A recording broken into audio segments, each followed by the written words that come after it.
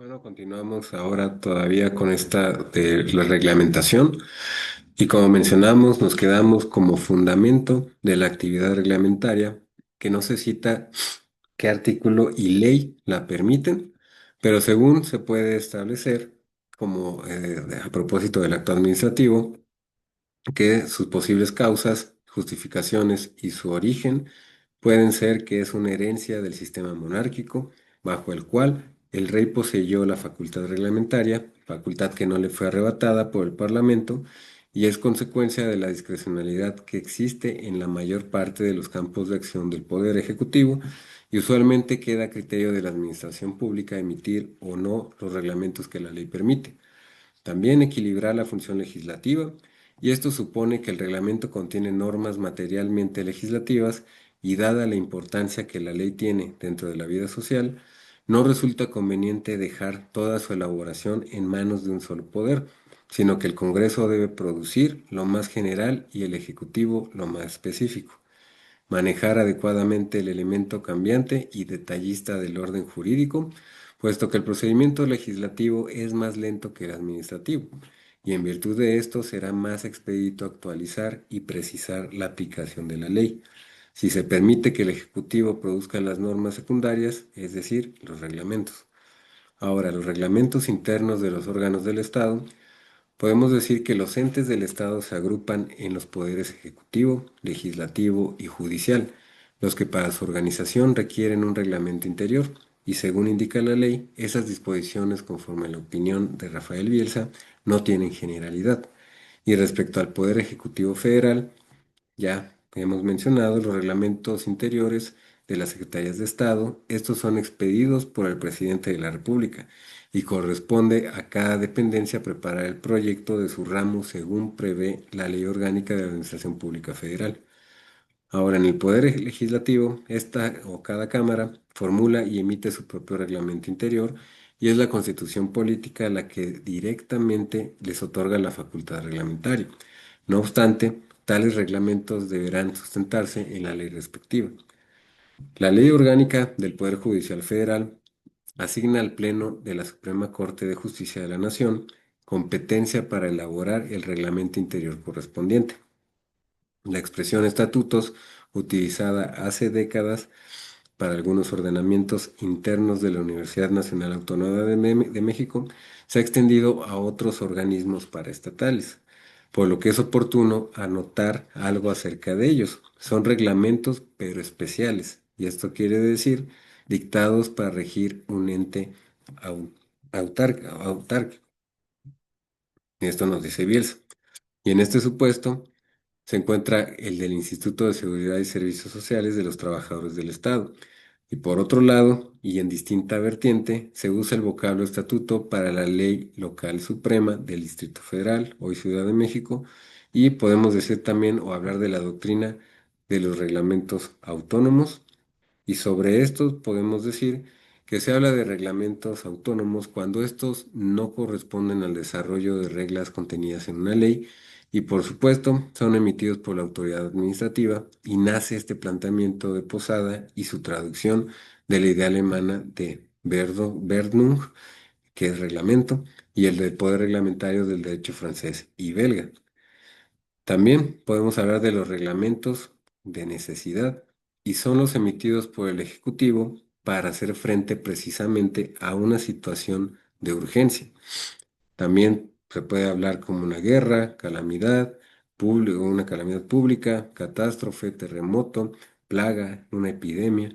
y los mismos obedecen a una eventualidad de proporciones descomunales, a la que la administración pública debe hacer frente adoptando medidas rápidas y pertinentes en el caso que por el mismo trastorno no se pudiera reunir el órgano legislativo. También el reglamento administrativo podemos mencionar o como concepto, los requisitos teóricos y formales. Podemos decir que el reglamento está considerado por muchos autores como un acto administrativo, o también se puede decir que es una declaración unilateral de voluntad emitida por el Poder Ejecutivo que crea situaciones jurídicas generales. Por otro lado, se le incluye dentro de la categoría de los actos regla. y se ha utilizado el término reglamento administrativo para diferenciarlo del llamado reglamento jurídico, y así asumiendo que éste es dictado por el legislativo y el primero por el ejecutivo. Tal distinción resulta prácticamente inaplicable en nuestro orden normativo. Para efectos del concepto de reglamento, además de lo que ya hemos estado mencionando, podemos decir que se trata de un conjunto de normas jurídicas creadas por el titular de la administración pública que desarrollan principios establecidos en una ley. Manuel González Oropesa define el reglamento como una norma de carácter general, abstracta e impersonal, expedida por el titular del Poder Ejecutivo con la finalidad de lograr la aplicación de una ley previa. Entre los requisitos teóricos se puede encontrar que es un acto unilateral emitido por la autoridad administrativa, crea normas jurídicas generales, debe tener permanencia y vigencia generales, es de rango inferior a la ley y está subordinado a esta. Aunque es un acto unilateral de autoridad, obliga a la misma.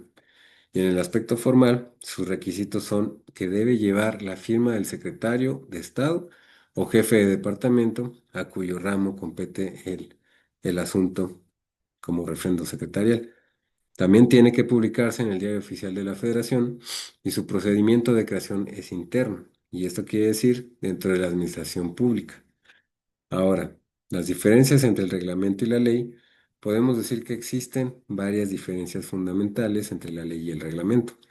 La ley es superior jerárquicamente al reglamento y por lo tanto hay una distinción de grado. También, consecuencia de lo anterior, es que encontramos la reserva de la ley, y esto quiere decir ciertas materias que por su trascendencia solo serán reguladas por ley y no por reglamento. La ley, o- orgánicamente, emana del Poder Legislativo, en tanto que el reglamento lo emite el Ejecutivo. El procedimiento de creación es distinto y según los órganos que emiten estas disposiciones. También todo reglamento está vinculado a una ley, no hay reglamento sin ley, y ningún reglamento puede abrogar o derogar una ley, en tanto que ésta sí puede dejar sin vigencia parcial o total un reglamento. Ahora, la finalidad del reglamento podemos decir que nos permite llegar al detalle de las situaciones contempladas en el orden normativo superior de la que es la ley, pero su finalidad no solo es de complementación de la ley, sino que también crea situaciones jurídicas generales y lo que en la esfera administrativa hace posible afrontar de manera equitativa problemas que se presentan dentro de la dinámica social. Por esto, es necesario destacar que la finalidad del reglamento no es meramente administrativa, pues sus normas son de aplicación general y su observancia corresponde a todo individuo, que se coloque en el supuesto previsto por el propio reglamento y el cual puede referirse a materias de muy distinta naturaleza, ya sea mercantil, laboral, registral, electoral. En algunos países, el sistema jurídico reserva a la ley los asuntos importantes y deja como materia de los reglamentos las cuestiones socialmente consideradas secundarias. Y esta situación no se da en el derecho mexicano, en donde todas las actividades reguladas o regulables jurídicamente están reservadas a la ley y el reglamento solo puede desarrollar el contenido de esta. Ahora, la facultad reglamentaria del presidente de la República